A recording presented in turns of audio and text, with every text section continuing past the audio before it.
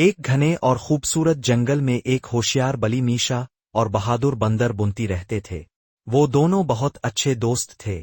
میشا عقل مند تھی اور بنتی بہت شرارتی اور بہادر تھا۔ ایک دن وہ دریا کے قریب کھیل رہے تھے کہ اچانک مدد کے لیے چیخنے کی آواز آئی۔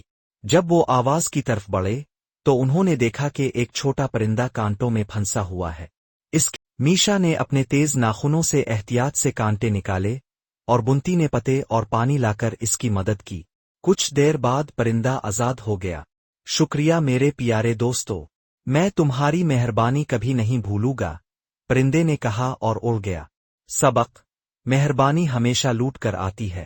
ایک شام ایک بوڑھے کچھوے دادا کچھوا نے انہیں ایک خزانے کی کہانی سنائی۔ لیکن خبردار، اس نے کہا، وہ چالاک لومڑی کے جال میں چھپا ہوا ہے۔ بنتی اور میشا نے خزانہ تلاش کرنے کا فیصلہ کیا۔ اگلی صبح وہ کھانے اور ایک رسی کے ساتھ روانہ ہوئے۔ جنگل میں انہیں کئی چیلنجز کا سامنا کرنا پڑا۔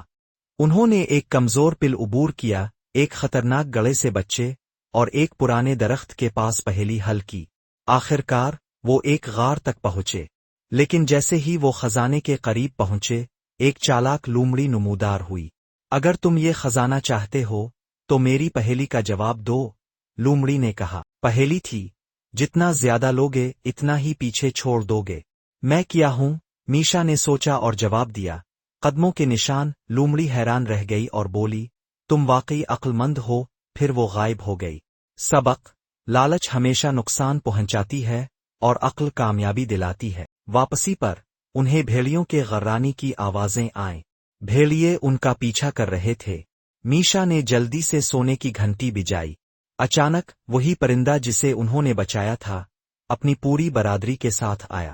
پرندوں نے بھیڑیوں پر حملہ کیا اور میشا اور بنتی ایک درخت پر چڑھ گئے۔ بھیڑیے بھاگ گئے اور وہ بچ گئے۔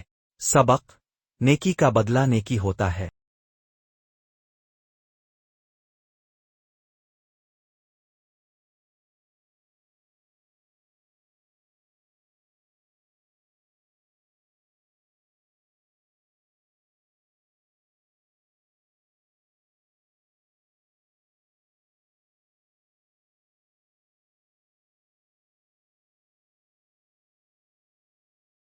جب وہ جنگل واپس پہنچے دادا کچھوا مسکرائے اور کہا، اصل خزانہ سونا چاندی نہیں بلکہ دوستی، عقل اور مہربانی ہے۔ میشا اور بنتی نے ایک دوسرے کی طرف دیکھا اور مسکرا دیے۔